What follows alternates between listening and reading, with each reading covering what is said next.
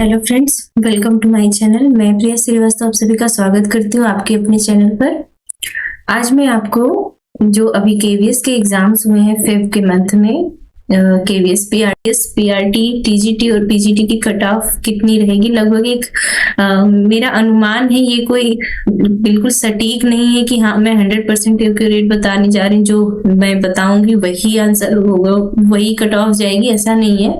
बस अनुमान लगा रहे हैं कि हाँ ऐसा हो सकता है, क्योंकि बच्चों के एग्जाम्स काफी अच्छे गए हैं। बट ये जो आंसर की गलत आई है, इससे थोड़ा सा निराशा जरूर हुई है।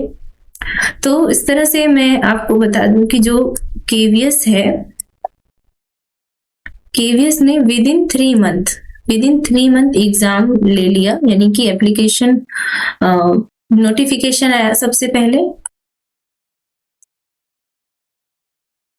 नोटिफिकेशन,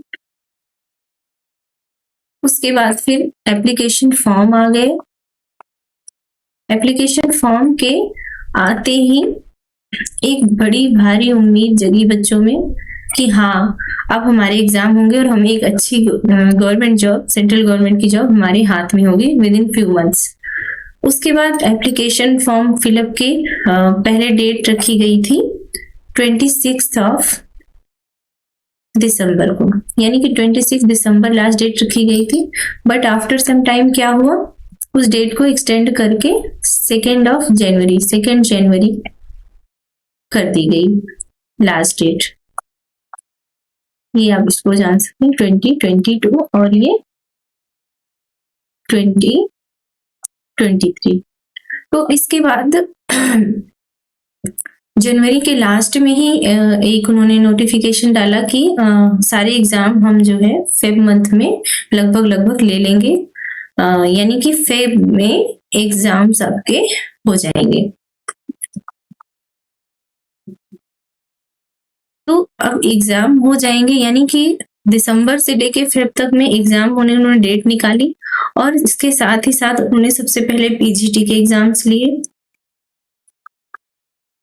उसके बाद उन्होंने टीजीटी के एग्जाम लिए, उसके बाद उन्होंने पीआरटी के एग्जाम लिए। ठीक है। अब पीजीटी के एग्जाम जो है आई थिंक 11th से स्टार्ट थे और 18 तक थे। नो सॉरी ये जो है ये 11 से टीजीटी के स्टार्ट थे और 15 तक थे, और ये पीजीटी के एग्जाम जो है ये 17 से स्टार्ट थे और 18-19 तक लगभग थे। और ये जो है ये आई थिंक 21 से लेके 28 फेब तक हुए हैं। यानी कि आप एक मोटा मोटा देख सकते हैं कि 11 तारीख से लेकर 28 फरवरी, यानी 11 फरवरी से लेकर 28 फरवरी तक का ये पूरा जो टाइम पीरियड था ये एग्जाम के लिए था।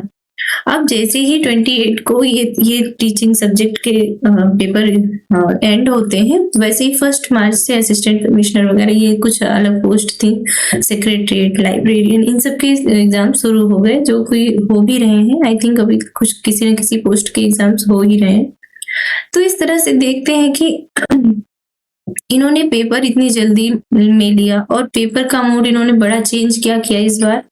इन्होंने बड़ा चेंज ये किया कि एग्जाम को इन्होंने ऑनलाइन कंडक्ट कराया है। एग्जाम को इन्होंने ऑनलाइन कंडक्ट कराया, जिसमें आपने भी सुना होगा कि कुछ जगह पर पेपर कोई और सेंटर पर कर रहा था और कुछ लोग पकड़े गए होटल के रूम में ऐसे। तो कुछ जगह तो बात सामने आ गई कि हाँ इस तरह से चीटिंग वगैरह हुई है। फिर भी जो 2 सेंटर पर ऐसा पता चला था, जो लोग अरेस्ट भी हुए, तो उन पे री एग्जाम कंडक्ट करा दिया गया। तो इस तरह से जो ऑनलाइन एग्जाम का था वो पूरा उन्होंने कंप्लीट कराया।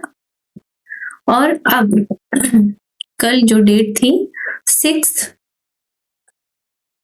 मार्च, यानी कि 6 मार्च को इन्होंने बताया कि हम रिस्पॉन्स शीट, यानी कि जो स्टूडेंट ने वहां पर रिस्पॉन्स दिया है क्वेश्चन में, जो आंसर सेलेक्ट किया है वो शीट देंगे और विथ आंसर की। और ये स्टूडेंट के ईमेल आईडी पर उन्होंने सेंड कर दिया था। तो इस तरह से आप देख सकते हैं कि आपने कल ही ओपन कर लिया होगा, कुछ बच्चों के ओपन हो गए थे, उनके कुछ के नहीं हुए होंगे, जो कि आज हुए होंगे।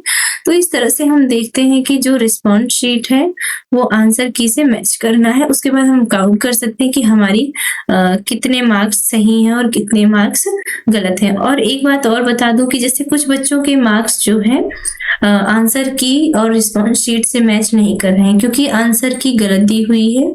जो बच्चों ने रिस्पॉन्स किया है आज रिस्पॉन्स शीट पर वो उनका करेक्ट है, बट आंसर की में कोई और ही ऑप्शन को करेक्ट दिखाया गया है। तो ये कुछ चैलेंज की बात है जो कि चैलेंज किया जाएगा केवीएस के लिए कि केवीएस में जाकर कि ऑनलाइन ही करना है कि इस तरह से जो है यहाँ पर फॉल्ट है, ये ऑप्शन गलत है, क्लेम करना होगा हमें जाके। तो इस तरह से आप देख सकते हैं कि जो रिस्पॉन्स शीट और आंसर की आने के बाद ये आइडिया लगाया जा रहा है कि बस ज्यादा से ज्यादा विद इन थ्री डेज के अंदर अंदर आपका रिजल्ट भी आपके सामने होगा। तो हो सकता है वो 2 से 3 दिनों का टाइम दें आंसर की क्लेम जैसे कर रहे हैं बच्चे, तो फाइनल आंसर की देने में, और उसके बाद ही रिजल्ट भी बहुत एज सून एज पॉसिबल वो आउट कर देंगे। बट आपको मैं एक चीज और मेंशन कर दूं कि जैसे बच्चों ने बहुत सारी उम्मीद लगा रखी थी, कुछ बच्चों ने बोला कि हमारे 130, 135 आ रहे हैं, 140 मार्क्स आ रहे हैं, बट जब उन्होंने आंसर की से मैच किया तो वो 105 और 110 के बीच में रह गए। तो अब ये भी समझ में नहीं आ रहा है, काफी कंफ्यूजन है कि ऐसा क्यों हो रहा है।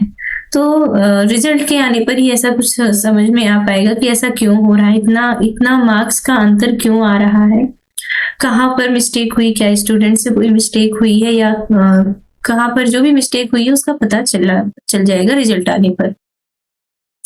इसके बाद मैं आपको एक बात और मेंशन करना चाहूंगी कि जो ये केवीएस का पीजीटी, टीजीटी और पीआरटी एग्जाम हुआ है उसमें 180 मार्क्स के तो मतलब 180 मार्क्स का एग्जाम था और 180 क्वेश्चन भी आए थे इसमें।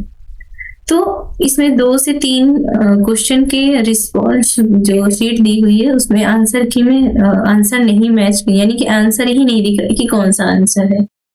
तो एक क्वेश्चन पेपर मैंने देखा था जिसमें उन्होंने 3 क्वेश्चन का आंसर नहीं मेंशन किया कि इसमें क्या आंसर है, या हो सकता है वो खुला ना हो, ऐसा भी कह सकते हैं। और इस तरह से आप देख सकते हैं कि जो पीजीटी, टीजीटी और पीआरटी है इसमें कट ऑफ को लेकर बच्चे काफी परेशान हैं, क्योंकि किसी को भी समझ में नहीं आ रहा है कि कट ऑफ कितनी जा सकती है, क्योंकि कुछ भी आइडिया लग ही नहीं पा रहा है कि कट ऑफ कितनी जाएगी।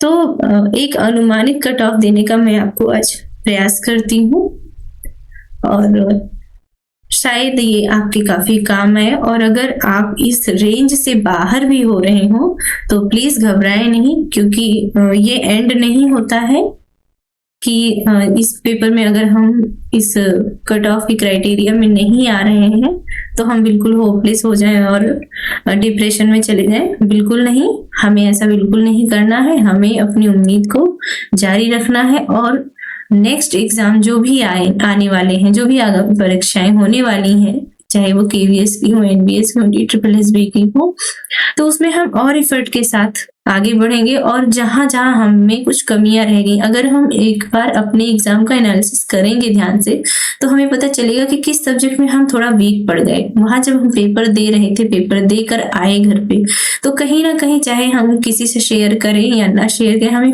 खुद से ये अंदाजा हो जाता है कि ये सेक्शन तो मेरा थोड़ा सा वीक रह गया, अगर मैं इसमें थोड़ा सा और मेहनत कर ली जाती तो शायद वो जो क्वेश्चन का अंतर हमें अभी देखने को मिल रहा होगा आंसर की आने के बाद, उसका अंदाजा हम लगा पाएंगे। तो उस लिए आंसर की से मिलने से हम बिल्कुल होपलेस नहीं हो, और हमें जो है आगे बढ़ने के लिए जो है अपने को तैयार करना होगा, क्योंकि चलो कुछ कमियां रह गई हैं तो कोई बात नहीं, नेक्स्ट एग्जाम में हम उसको कवर कर लेंगे।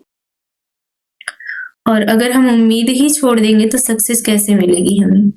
तो अब पीआरटी में जैसे 180 मार्क्स था, तो इसमें मैं आपको बता दूं कि 180 मार्क्स में से जो यूआर कैटेगरी है, जिसको हम जनरल में भी कहते हैं कि जनरल में ये, तो इसकी लगभग 110 to 120 जाने की उम्मीद है। और वहीं पर जो ईडब्ल्यूएस कैटेगरी है, ईडब्ल्यूएस कैटेगरी में 10 मार्क्स का अंतर मान सकते हैं, यानी कि लगभग 100 to 110 तक मान सकते हैं कि इतना जा सकता है। वहीं ओबीसी जो कैटेगरी है, ओबीसी को हम मान सकते हैं लगभग 95 to 105। और ऐसे ही हम अगर एससी और एसटी को देखते हैं तो इसका भी लगभग 90 to 100 के आसपास जाने की उम्मीद है। और इसके अलावा जो पीडब्ल्यूडी जो फिजिकल हैंडीकैप वगैरह है वो थोड़ा सा और बिलो हो सकते हैं या इन्हीं रेंज में आ जाएंगे। यानी कि आप मोटा मोटा कह सकते हैं कि 90 के एवब हैं आप और किसी कैटेगरी में आते हैं तो आप थोड़ा सा उम्मीद रख सकते हैं कि आपकी कॉल हो सकती है इंटरव्यू के लिए।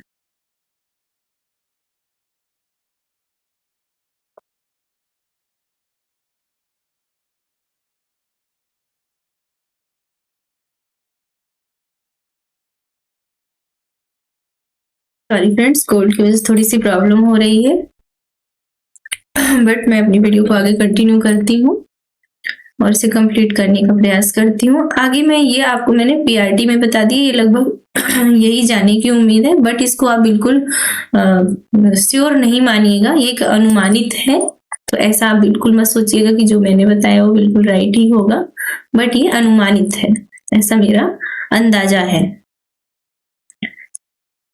नेक्स्ट मैं आपको बता दूं, जो हमारा टीजीटी सेक्शन है, टीजीटी हो चाहे किसी भी सब्जेक्ट का हो, जैसे कि टीजीटी फिजिक्स और मैथ्स ये वगैरह जो है, इनकी तो थोड़ा सा डाउन जाने की उम्मीद होती है कट ऑफ, क्योंकि ये साइंस के जो सब्जेक्ट हैं थोड़ा सा टफ होता है।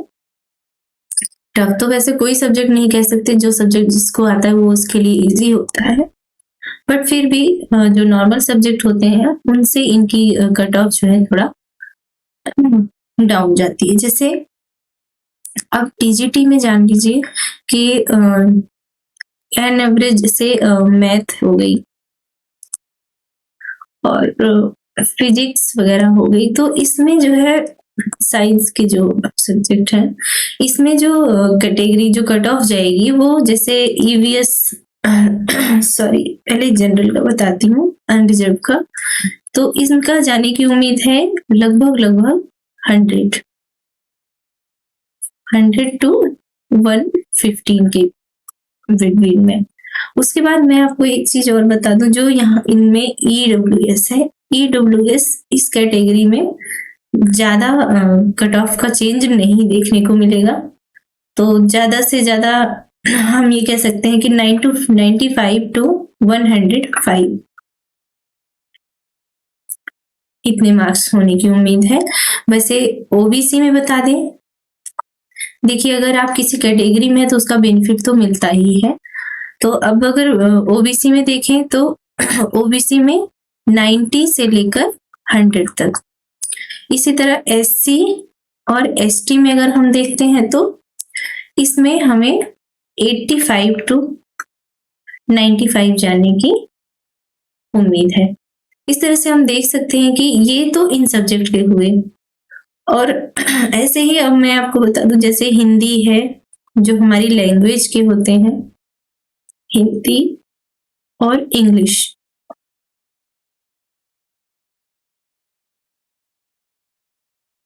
जो हमारी हिंदी और इंग्लिश के सब्जेक्ट हैं, इनकी कट ऑफ जो है जाने में देखते हैं कि कैसी है कट ऑफ, क्या जाएगी इनकी। अनुमानित ही है, इसको आप श्योर नहीं मानिएगा। तो इसमें जो है यूआर की जो जाएगी लगभग हिंदी का तो थोड़ा हाई जाएगी, 135 के आसपास, यानी कि 125 से स्टार्ट करके 135 इतना तक तो होने की उम्मीद हिंदी सेक्शन में है।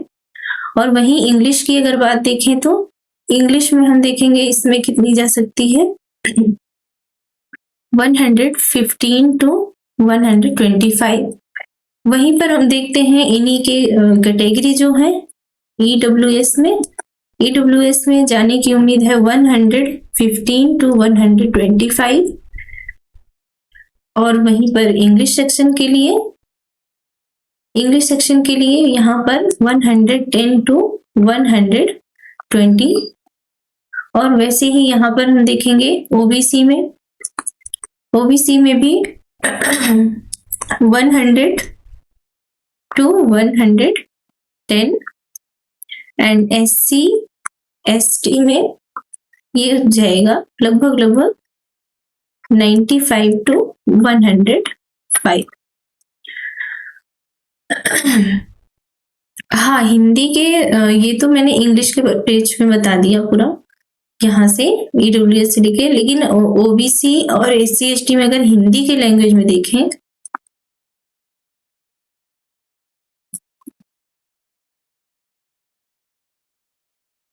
ये तो इंग्लिश के लिए हो गया। वहीं पर हम देखें कि हिंदी के लिए जो ओबीसी का जाएगा वो ज्यादा डिफरेंस बिल्कुल नहीं होगा, हिंदी के लिए होगा लगभग 120 टू 130। और वहीं पर जो SC ST है इस कैटेगरी के लिए 110 टू 120 जा सकता है। तो इस तरह से हम देख सकते हैं कि इसमें कुछ ज्यादा फर्क नहीं देखने को मिल रहा है, लेकिन हिंदी की जो कट ऑफ जाने की वो काफी हाई जाने की उम्मीद है। और जो पहले की परीक्षाएं हुई हैं उनमें हिंदी और इंग्लिश दो ही ऐसे सब्जेक्ट हैं जिनकी कट ऑफ काफी हाई जाती है। अब मैं आपको एक और सब्जेक्ट का बताती हूँ, टीजीटी का ही, जिससे आपको समझने में काफी आसानी मिलेगी, जो कि हमारी एक लैंग्वेज ही है संस्कृत। यानी कि ऊपर मैंने आपको हिंदी और इंग्लिश के बारे में बताया, अब आपको मैं संस्कृत के बारे में बताती हूँ कि जो संस्कृत हमारी लैंग्वेज है इसका क्या जाएगा। तो संस्कृत एक ऐसी लैंग्वेज है जो शायद लोग टफ मानते हैं, तो कम ही लोग इससे आगे कोर्स वगैरह करते हैं। तो इस तरह से हम देखते हैं कि इसकी कट ऑफ काफी लो जाती है, यानी कि जैसे इसका हम यूआर मानते हैं या जो हम जनरल बोलते हैं कैटेगरी, उसमें हम इसमें देखते हैं कि ये मैक्सिमम जो है जाने की उम्मीद है 100 टू 110। और वहीं पर ईडब्ल्यूएस जो कैटेगरी है हमारी इकोनॉमिक वीकर सेक्शन जिसे बोलते हैं, इसका तो 95 टू 105। और वहीं पर ओबीसी जो कैटेगरी है हमारी उसकी जो है 90 टू 100। और वहीं पर अगर हम एससी और एसटी की कैटेगरी को देखें तो इसमें हमें देखने को मिल सकता है कि 85 टू 95 के बिटवीन में हमारी कट ऑफ जा सकती है। तो इस तरह से इन सब्जेक्ट्स का मैंने थोड़ा सा अनुमान लगाने का प्रयास किया, क्योंकि स्टूडेंट्स काफी परेशान हैं, काफी कमेंट बॉक्स में जाकर वो बार बार यही पूछ रहे हैं कि आप हमें बताइए कि कितनी कट ऑफ जाएगी, क्योंकि आगे की भी ये प्रॉब्लम है कि बच्चे आगे इंटरव्यू की भी तैयारी करना चाह रहे हैं, करें या ना करें, तो थोड़ा सा उनके मन में कंफ्यूजन चल रहा है। इसके बाद अब मैं बात कर लेती हूँ पीजीटी सब्जेक्ट। पीजीटी जो पीजीटी है हमारा, पीजीटी में हिंदी का सबसे पहले बताना चाहूंगी। पीजीटी हिंदी में जैसे 180 मार्क्स का एग्जाम था, तो मैं इसमें आपको बता दूं जो यूआर कैटेगरी है यानी कि जनरल जो कैटेगरी है उसकी तो कम से कम 135 टू 145 के आसपास जाने की उम्मीद है, यानी कि परसेंटाइल में अगर मानो तो 70% के आसपास जरूर जाने की उम्मीद है। और नेक्स्ट हम देखते हैं कि इसी में जो EWS होता है, इकोनॉमिक वीकर सेक्शन होता है, उसके लिए 125 to 135, और वहीं पर OBC कैटेगरी जो हमारी होती है उसके लिए अगर हम देखें तो 115 to 120 के आसपास। नेक्स्ट SC/ST में अगर हम देखें, SC/ST में देखें तो हमारी कितनी लगभग जाने की उम्मीद है, लगभग 110, यानी कि इसमें मेरिट डाउन नहीं जाना चाहिए, 120 to 115। तो इस तरह से मैंने आपको हिंदी सब्जेक्ट का बताया है कि जनरल में 135 से लेकर 145 तक की रेंज होगी। वैसे ही EWS जो इकोनॉमिक वीकर सेक्शन होता है हमारा, उसमें 125 से लेकर 135 तक जिनके मार्क्स आ रहे हैं वो इंटरव्यू की तैयारी स्टार्ट कर दें बिल्कुल। और OBC कैटेगरी से जो है उनकी 115 to 120 तक अगर मार्क्स हो रहे हैं आंसर की के अकॉर्डिंग, तो वो बिल्कुल श्योर हो सकते हैं कि हाँ उन्हें इंटरव्यू के लिए कॉल आएगा। नेक्स्ट SC/ST से जो 110 और 115 के बिटवीन में आ रहे हैं उन्हें भी कॉल आने की चांसेस काफी ज्यादा है। तो आप तैयारी तो स्टार्ट कर ही दीजिए। नेक्स्ट मैं किसी और सब्जेक्ट का PGT में एनालिसिस नहीं करना चाहूंगी क्योंकि उसके बारे में मुझे ज्यादा आइडिया नहीं है। मेरा सब्जेक्ट हिंदी है PGT, तो मैं इस मतलब हिंदी PGT तक का एनालिसिस करना सही समझती हूँ। तो जैसे TGT हिंदी इंग्लिश का मैंने समझा, मेरी काफी फ्रेंड्स हैं और काफी स्टूडेंट्स हैं जिन्होंने मुझे इसका काफी कुछ बताया है। तो मैंने भी काफी स्टूडेंट से बात की, उनके कमेंट्स देखे, उनके क्वेश्चंस देखे, उनके आंसर्स दे, उन्होंने रिप्लाई किए, जो भी क्वेश्चन पूछे उसके आधार पर एक एनालिसिस यही है कि इतना जाने की उम्मीद है कट ऑफ। तो ये मैंने एक अनुमान लगाया है कि इतना कट ऑफ जा सकती है। इसके बाद मैं आपको एक चीज और बता दूं, जैसे हमारा PGT हिंदी है, अब ये 180 मार्क्स का तो सारे सब्जेक्ट हुए, बट जो KVS है हमारा, ये रिटन एग्जाम के साथ साथ इंटरव्यू भी कंडक्ट कराता है। तो जितना ध्यान हमें रिटन निकालने में लगाना होता है, अब उससे ज्यादा ध्यान हमें इंटरव्यू फेस करने के लिए लगाना होता है। तो बिना टाइम गंवाए अगर इस रेंज में आपके मार्क्स आते हैं, इस कट ऑफ में आते हैं आपके मार्क्स, तो बिल्कुल आप तैयारी में लग जाइए। अगर कॉल इनकेस 1% आपका नहीं भी आता है तो आपकी तैयारी कभी वेस्ट नहीं जाएगी, वो कहीं ना कहीं आपकी नॉलेज को एनहेंस करेगी, आपकी पर्सनालिटी को डेवलप करेगी। तो आप ऐसा मत सोचिए कि हम तैयारी शुरू कर दें, पता नहीं कॉल लेटर में हमें कॉल आए या ना आए, कॉल लेटर आए कि ना आए हमारे पास, तो ऐसा बिल्कुल मत सोचिए। अगर आप तैयारी कर भी लेते हैं और कॉल लेटर नहीं भी आता है तो ये आपके लिए फायदेमंद ही होगा, आपका कोई नुकसान नहीं होगा। वैसे भी कहा जाता है कि कभी भी ज्ञान किसी का नुकसान नहीं करता है, वो हमेशा उसको संवर्धित करता है, समृद्ध बनाता है। तो इस तरह से आप इंटरव्यू की तैयारी शुरू कर दीजिए। और जो PRT वाले हैं वो क्लास 2nd से 5th तक की ऑल बुक्स, जितनी भी बुक्स हैं NCERT की उनके कुछ कुछ चैप्टर्स को पढ़ डालें कि उनमें क्या है, क्योंकि जो एग्जामिनर का मूड होता है वो कुछ भी पूछ सकता है। तो अगर आप NCERT की बुक को पढ़े होंगे, थोड़ा भी टाइम निकाल कर पढ़ लीजिए जितना पढ़ सकते हो, तो आपको काफी हेल्प मिलेगी। और एक जो आप सोचते हैं कि वहां जाकर अपना कॉन्फिडेंस कहीं खो ना दें, वो कॉन्फिडेंस आपके अंदर खुद ही दिखेगा। और एक बात और बताऊं, जैसे कि इंटरव्यू शब्द जो है, जो ये वर्ड है इंटरव्यू,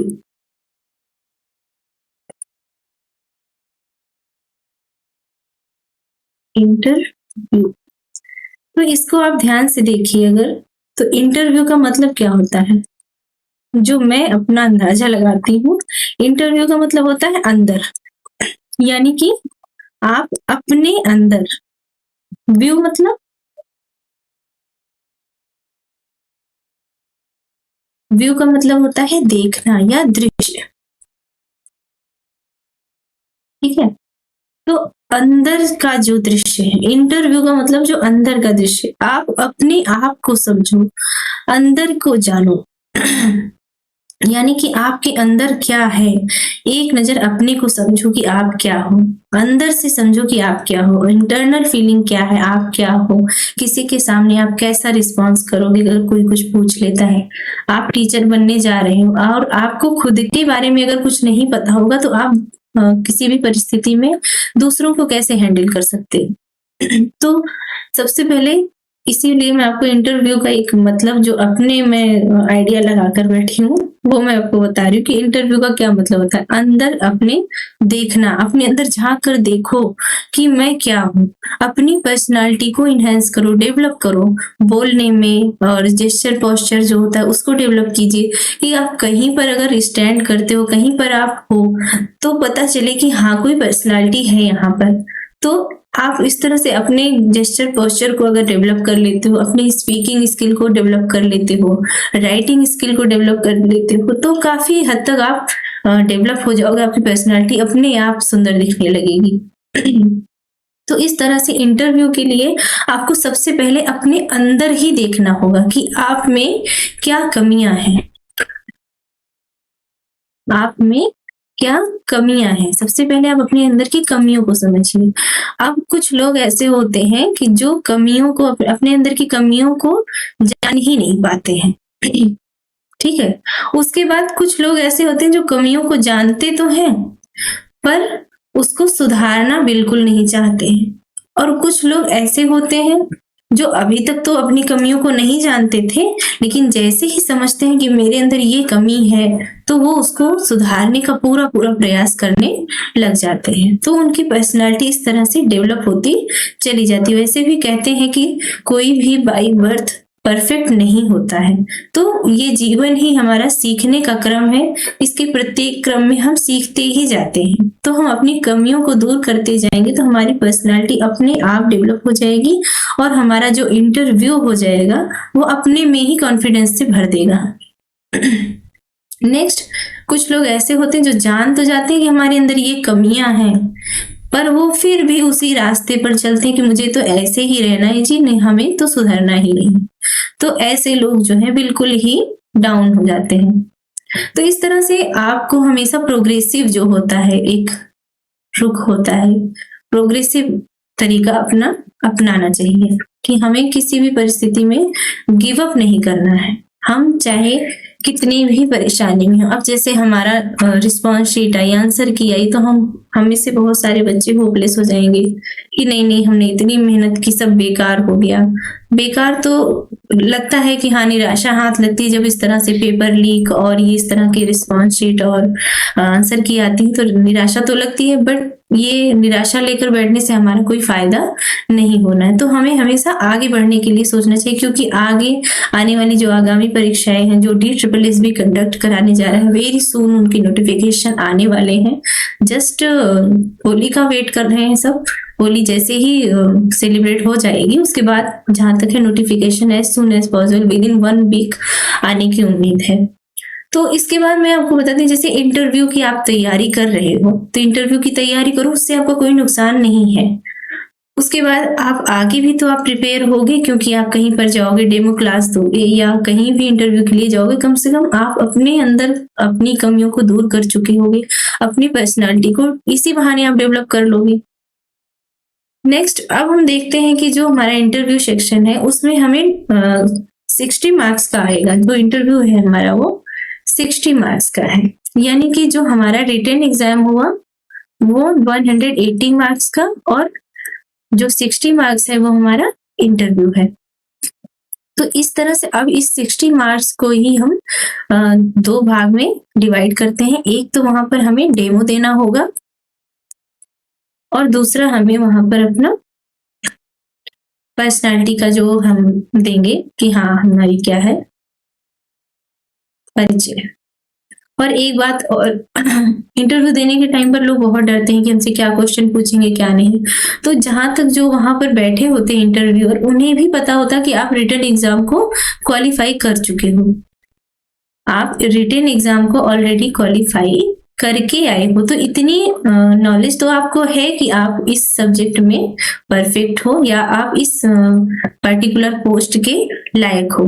बट वहां पर आपको जो इंटरव्यू के दौरान आपको वो क्या देखना चाहते हैं, वो देखना चाहते हैं आपकी इंटेलेक्चुअल पर्सनालिटी क्या है, आप डेमो कैसे देते हो, आप बच्चों को पढ़ाओगे कैसे, आपका तरीका क्या है। तो वो थोड़ा सा आपके नॉलेज को तो देखते ही हैं, नॉलेज तो उन्हें पता ही होता है कि आप एग्जाम, रिटन एग्जाम क्लियर करके यहाँ पर आए हो। तो वो तो बस एक रफली होता है कि हाँ थोड़ा सा 2-4 क्वेश्चन चाहे आपसे सब्जेक्ट से रिलेटेड पूछ ले according to your post, but उनका मैक्सिमम जो होता है वो डेमो पे होता है और आपकी पर्सनालिटी पे होता है कि आप डेमो कैसे दे रहे हो, आपका पढ़ाने का तरीका क्या है, आप खुद को या किसी कंटेंट को या किसी टॉपिक को कैसे रिप्रेजेंट करते हो, जिससे बच्चा एक यूनिक वे में आपसे इंटरेक्ट हो सके, आपसे जुड़ सके, आपसे अपनी परेशानियों को बता सके कि हाँ मुझे इस सब्जेक्ट में ऐसी प्रॉब्लम आ रही है, और आप कहाँ तक उस बच्चे के मन को समझ सकते हो कि उस बच्चे को इस पर्टिकुलर टॉपिक में इस प्लेस पर प्रॉब्लम आ सकती है। अगर टीचर ही बच्चों की प्रॉब्लम को पहले ही समझ जाएगा कि हाँ ये प्रॉब्लम टीचर को है, ये प्रॉब्लम इस टॉपिक पर बच्चे को आती है हमेशा समझने में, तो उस पर वो हमेशा फोकस रखेगा, तो बहुत सारे बच्चों के डाउट पहले ही क्लियर हो जाएंगे, डाउट होने ही नहीं पाएंगे। तो इस तरह की चीजें वो एक टीचर में ढूंढते हैं। तो इस तरह से हम कह सकते हैं कि जो केवीएस का इंटरव्यू होता है वहां पर वो एक डायमंड की तलाश में होते हैं, और वो हर उस बच्चे में उनको उस डायमंड को देखने की कोशिश करते हैं जो वहां पर आया होता है।